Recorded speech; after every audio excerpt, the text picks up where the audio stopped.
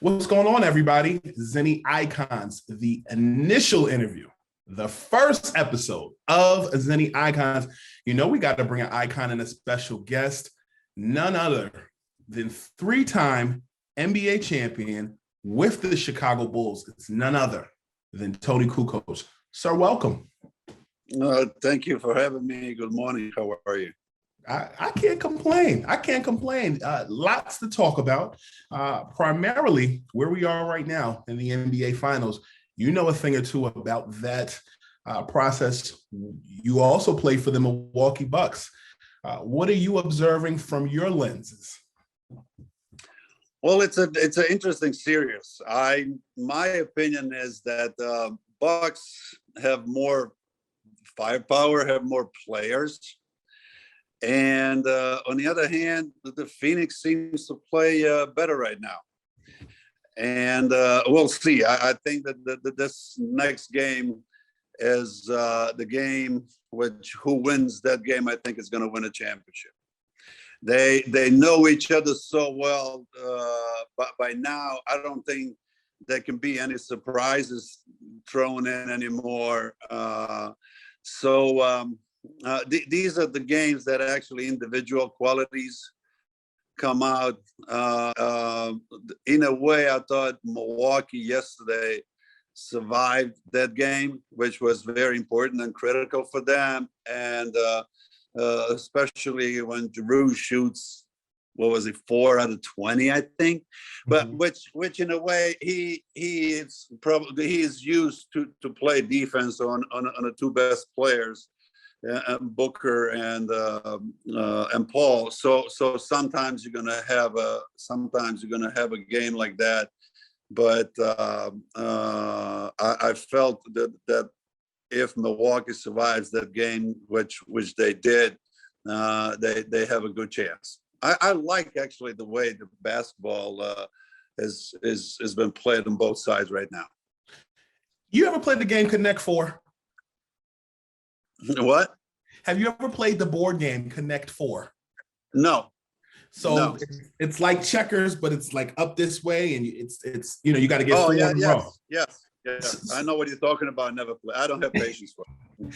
So I feel like when you look at you brought up a valid point about Game 5. I feel like the team, like you said, the team who wins is going to win Connect Four. And I feel like Game 4 was that third piece setup where you block someone both ways to get that fourth chip. It looked that way last night. It looked like Booker was having an amazing game. It looked like he's going to carry Phoenix all the way to win that game. But Bucks, at the end of it, found a way to win it, to keep the home court without a loss. So I don't really know. As I said before, I think that Milwaukee has more players ready to play the finals. They've been in this Eastern Finals, and then they experienced some bad losses the last couple of years. But I think at the same time, it kind of gave him that big experience, which is very valuable when you get in these moments. So if you ask me to predict what's going to happen in a Game 5, I'll say 55-45 Milwaukee.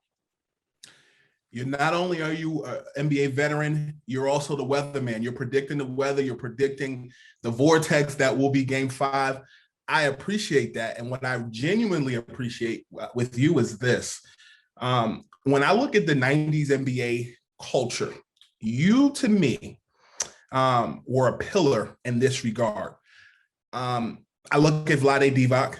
I look at you. I look at the late Drazen Petrovic as trendsetters because, I mean, you look at the NBA, the last MVP in the National Basketball Association that was American was James Harden, and that was 2018.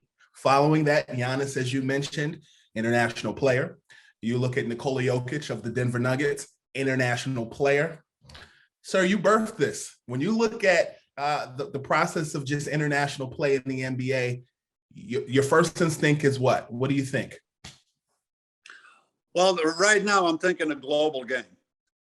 Right now, to me, NBA is actually a global game that the best players all over the world are trying to come here and then showcase their talent, which it wasn't the case when we first got here, and it was taken NBA was taken more as a American basketball, and it was mostly American basketball, but right now players all over the world want to come here. They want to play in the NBA. They want to be these MVPs, best rebounders, best defenders. I think it's nice to see. It's nice to see the courage of the people all over the world to just showcase their basketball, and that's why everybody wants to watch basketball. That's why everybody wants to watch NBA games, so because they're so excited and they're so good. And then every year, basically, you have new guys, new talent that comes in, and obviously with the talent that it's been here forever in the United States. I think the basketball has a good future.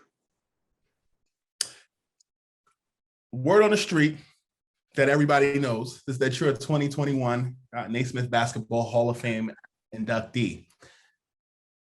Where were you when you got the news? I was actually in Split, Croatia. I was home. I haven't seen my parents in 2 years, so I thought it was a time as soon as I could travel to go see them. So that great news found me in Croatia. It was actually Mr. Jerry Reinsdorf who called me, and he said, like, listen, I got to tell you something. It's very important. And he goes, like, you're going to be inducted in the Naismith Hall of Fame in September. Obviously, very excited, great. Called my parents right away. That was actually a night when I went to see my old team play. They were in the middle of the playoffs. Jugoplastika Split, or just Split was my ex-team, my first team when I first started. So all kind of overwhelmed me, because walking through the arena and everything, you can see pictures of me 17, 18, 19 years old, playing for that team, and to get that news over there, it was just phenomenal. It was special. Zenni Eyecons, one-on-one with the great one, Toni Kukoč, talking all things Hall of Fame, NBA Finals, and more. When I look at you, I think a lot of these young folks see Luka Doncic, and some people have said that there is somewhat of a comparison. I feel like you playing in Phil Jackson's system in Chicago, particularly the triangle offense, and at times being a ball handler when Ron Harper was out, it's easy to make that comparison. But I feel like Luka is more ball dominant. Do you see any comparisons between your game and Luka? Well, I mean, I see a little bit, but mostly when I played in Europe, that was the way I played. Like Luka? Yes. When I played in Europe, that was exactly the way I played. When I got to the Bulls, obviously that position was more or less reserved for Scotty. He was the one, besides obviously Ron Harper bringing the ball forward, being that small forward point forward, let's say. But there were times when I would get the rebound, I had the freedom to bring the ball up. If Hart wasn't playing, or Scotty wasn't playing, or Dennis wasn't playing, I always had a carte blanche, let's say, from coaches, from Phil, to handle the ball and then to bring the ball up. And obviously during the game, according to the matchups we had, I was given a chance to handle the ball, play one-on-one, play outside the triangle, which I still think is one of the best, if not the best, systems, offensive systems of all time, you can actually play any position. If you're willing to run, if you're willing to read the offense, read the teammates, you can play 1 through 5 and then find yourself shooting from outside, penetrating, be a passer, be in the post as well. So I really liked that system. It was awesome. Spacing in the triangle offense, I'll be honest with you. I didn't pay attention in geometry class at all. That's one of my biggest regrets, because when I went to high school, I was like, oh, this is how the Bulls run a triangle offense. And the big difference that I find between the triangle offense when the Lakers ran it with Shaq and with you is that you guys didn't have a Shaq. No disrespect. Have you ever sat and pondered if a Shaq or a Shaq-like player played in you guys' system, how many more championships you would have won? Well, that wouldn't be fair. I think it would just be then you're talking about, okay, the Shaq, Dennis, Scotty, Michael, and either Harper or me with a team. It doesn't really matter who brings the ball up, but there's so much firepower there that I don't think that there will be any team that can compete with that. Especially all these guys. You can say I wasn't one of the greatest defensive players, but all these other guys were just unbelievable on the both ends of the floor. So it's hard to argue that would be probably the best lineup ever assembled. Tony, tell me something. I remember falling in love with basketball in 1991 when the Bulls won their first championship. And you were drafted by the Bulls and you sat for a little bit, but I remember hearing your name on the NBA on NBC, Marv Albert, Kukoč, and then I would hear your name on NBA Jam over and over and over again. When you were playing in Barcelona for Croatia, playing against Michael, were you nervous? I don't think I was nervous. It was the first game. I didn't actually know what to expect. I knew I was drafted by the Bulls. I knew if I decided to go to the NBA, these are going to be my teammates. I knew a lot about them as the players because I watched obviously every game of the finals that they played till they points, but I didn't know the internal Bulls things, the Scotty's contract and what was going on with Phil Jackson, with Jerry Krause, with all that. So when I played that game, which to me wasn't the most important thing at the time. My son was getting born those days, in a day or two.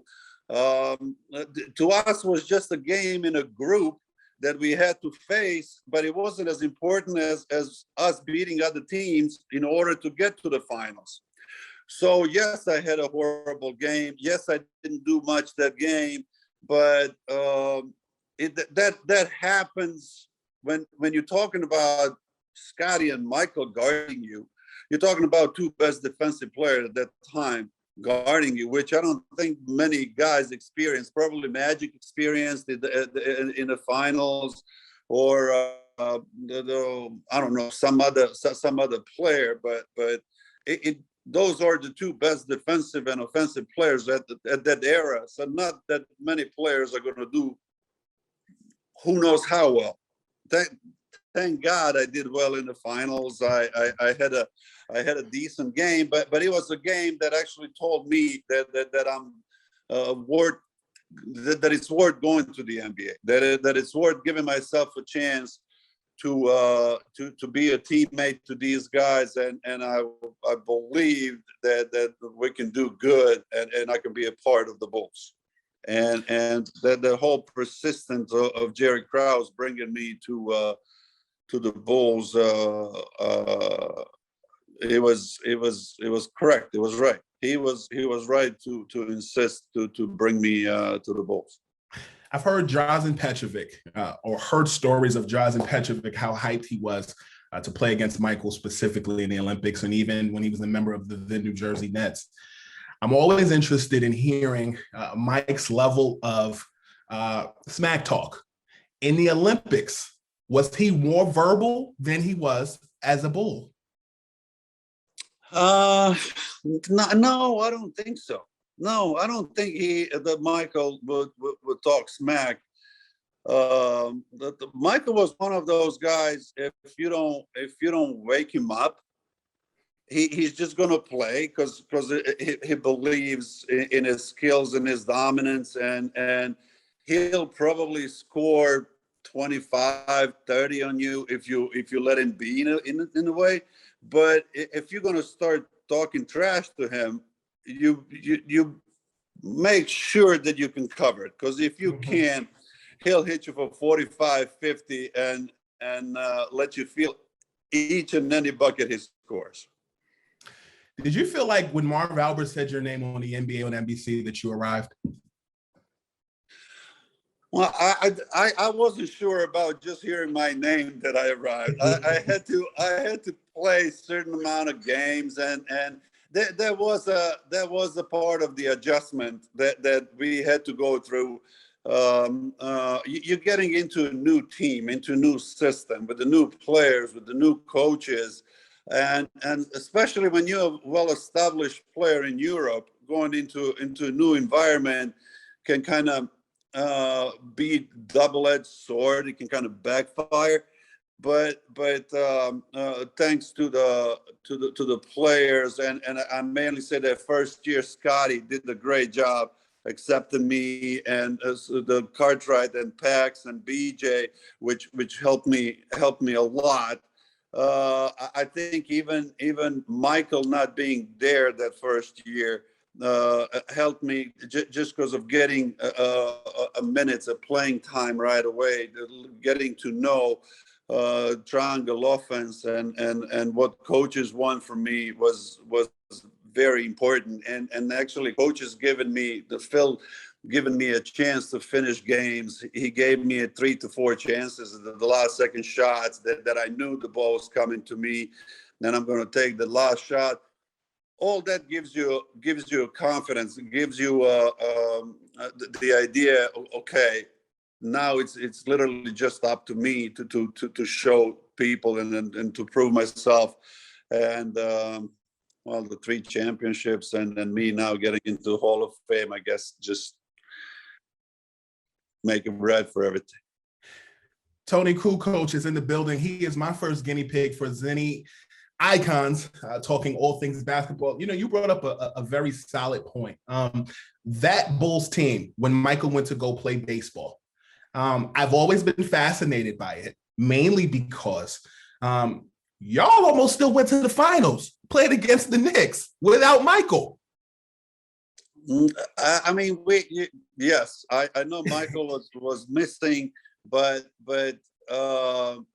in a way, probably I can say that was the most team played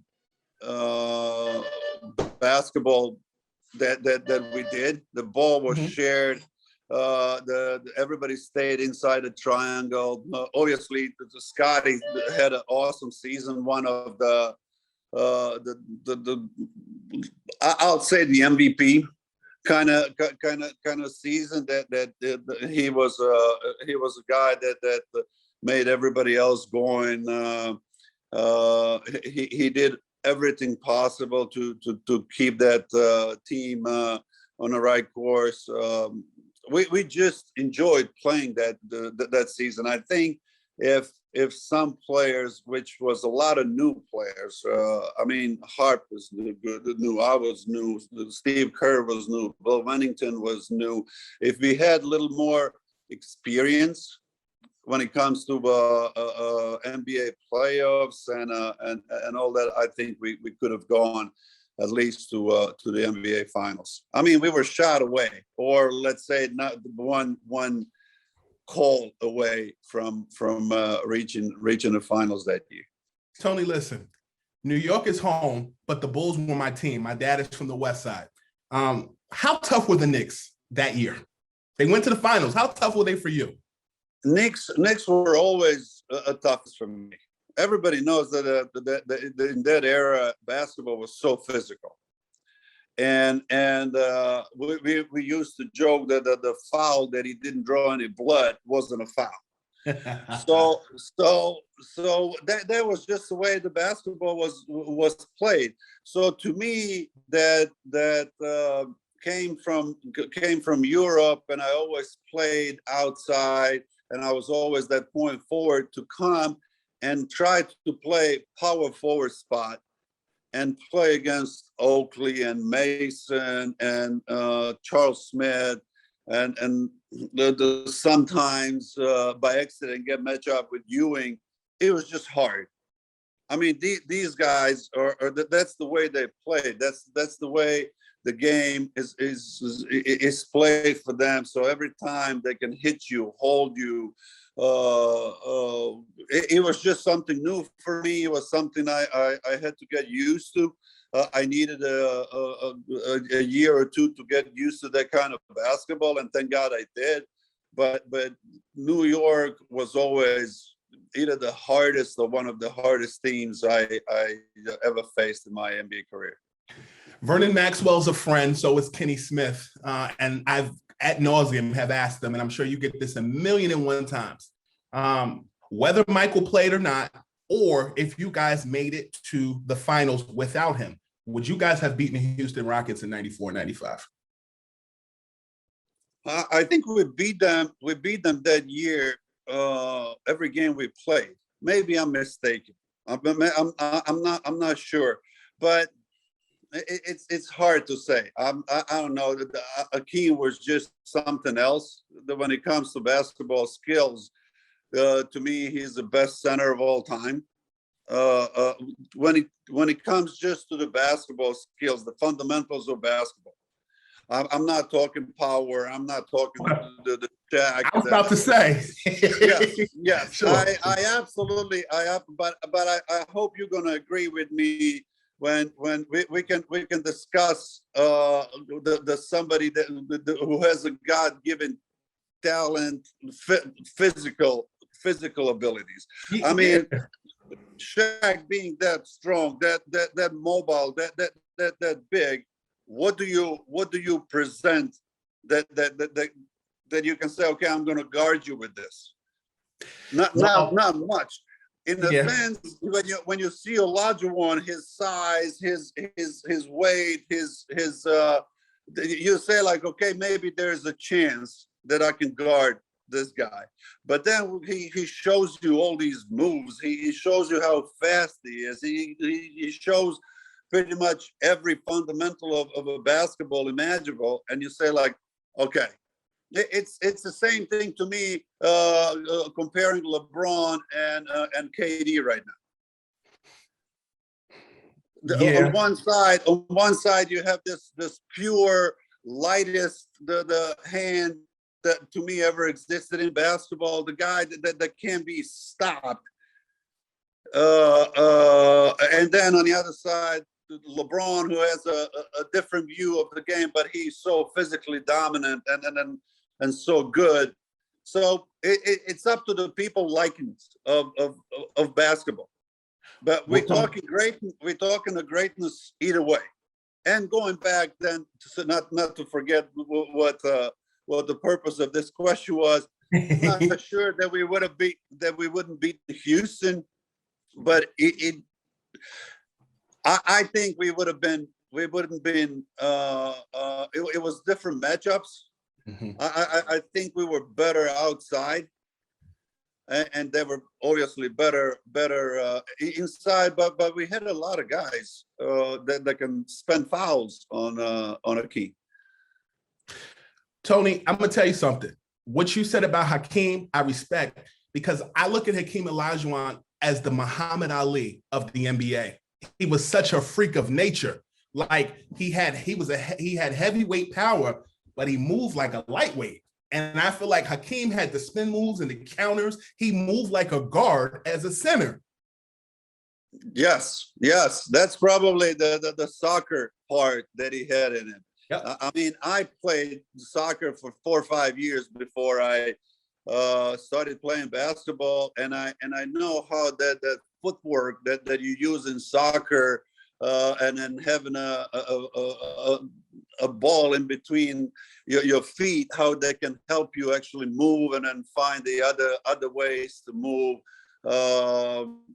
Maybe if Eurostep could have been used 20 years ago instead of in the last 7 years, he would have added that one in there as well.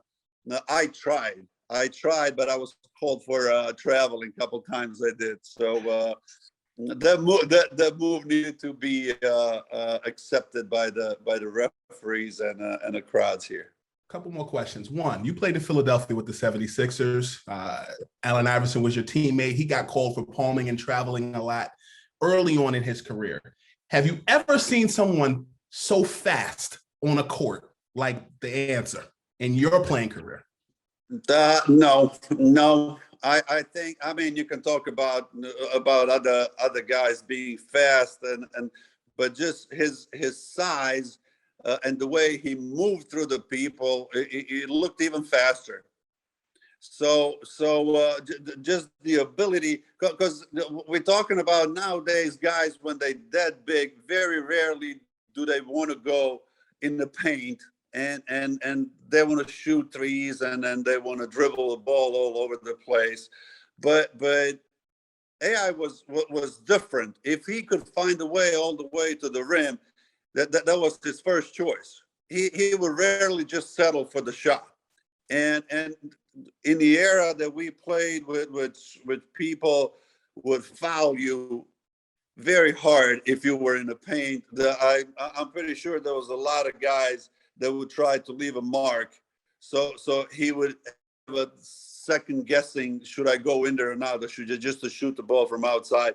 But AI was willing to go in and try to score layups and then get dunks impossible, get himself on a free throw line. To me, one of the best players that ever played. Or as they often say, pound for pound, the best ever. They call him 6 feet. I swear he was 5'10", 5'11", Tony. I don't care what anybody says. 6 feet maybe with the shoes on. Yeah. Couple more questions. One, your glasses. When I see them, it looks like you are kind of going for target practice at the shooting range. Is that your style? No, these are Zennis. They help me since now generations. We all on the phones, we all on the laptops and everything. At least keeps me have my sight, not lose my vision, get my eyes to be okay. I honestly don't have a style. Okay. I don't have a style. I always ask when I get a pair of glasses, do I look good? And if they say like, oh, they look good, look on you, then I'll keep them. If not, I'll put them somewhere on a side. But the Zennis, it's been very nice to me, really getting me all these the nice shapes, the glasses, the sunglasses, everything else. They're really nice.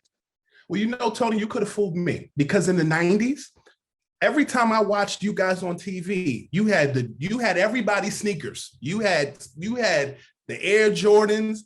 You had you had a myriad of just different sneakers, even the Scottie Pippens with the Air on the side. Yeah. What was your sneaker delivery like at your house and at the Bulls facility back then? Back then, it was at the Bulls facility. Okay. I had a contract with a Nike for a little bit, and then obviously once Michael came back, we tried to grab a couple of pairs of his shoes. Then when I left the Bulls, he was so nice and friendly to me that he let me wear his shoes. By the last, I'll say 2 or 3 years of my career, before the season started, I would get probably 50 pairs delivered to my house and then in my garage. There was actually a perk of having these people as friends. So Scotty would let me wear his shoes. Michael would let me wear his shoes, and that was awesome. Last question. Yeah. I respect the heck out of your basketball IQ, and I want you to settle this for once and for all. Ready? Yes. Do you think people make too much of the Michael and LeBron comparison, and where do you draw the line? Well, first, thank you very much for appreciating my knowledge and the way I played basketball. It's hard to compare players that never played in the same era, that never played against each other. Obviously, like everything else, the game of basketball is evolving. It's getting better. These days, you can see all the previous players. You can get all their moves. You can practice those moves. You can get better ready because the knowledge of what to eat, how to prepare yourself, how to get rid of the injuries faster, how to keep your body in shape. That all these little things, which appear to be little things but they're not, can make you a better player. So when it comes to pure, like, okay, the Michael from 80s and 90s or LeBron from 2000 or 2010s, you can't just say one was the better than the other. Michael obviously brought world basketball to another level. And from that point on, LeBron is what LeBron is. Now he gave a chance. He gave a chance to Luka be Luka, or Jokic be Jokic, which was never, you could never imagine that back in the days. So if I can compare Michael, I would probably compare him with Tiger of golf, with Messi or Ronaldo of soccer, Phelps of swimming, stuff like that. And just because of those things, I say Michael is I can't say the best player, but is a I don't know if I can even put that word, a GOAT of basketball. You said what you said. Yeah, and it's probably even a little. I don't think it's selfish. It's just the way it is. I wish you can put today's players with the players in the 90s and have that the way of basketball with the hard fouls and everything else. And then when you talk about these guys, obviously there's going to be a players that say like, yeah, but what about Magic and Bird? What about Bill Russell? What about Elgin Baylor? What about, you know, because in that era, those guys were so dominant that nobody else came close. And so they're saying, why would you, and they say disrespect. And in a way it might be true, because you're not mentioning, especially now when you're talking about people want to get on the social media, and these are all mid-20s, maybe 30 years old, that have never seen these guys play. And they always say like, oh, they were slower, oh, they were not physically ready, and they were not this, they were not that. Yeah, but they were scoring buckets from everywhere. They had so much skills. They knew basketball. It was in their little finger. So it's hard. It's really hard, and it's not pleasant to try to say this guy was better than the other if they never played against each other. If they had some kind of record, either the playing their teams, respectful team, the playing against each other, or their records individual head to head, then you can say this one has more wins than the other, but not such a case. Sir, you are a gem in basketball. Congratulations on the induction.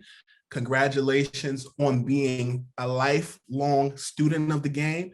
And congratulations on being the first episode of Eyecons with Zenni. You styling those glasses, brother. You're off the hot seat. Thank you very much. I appreciate it. Thanks for having me. A pleasure. Have a good one.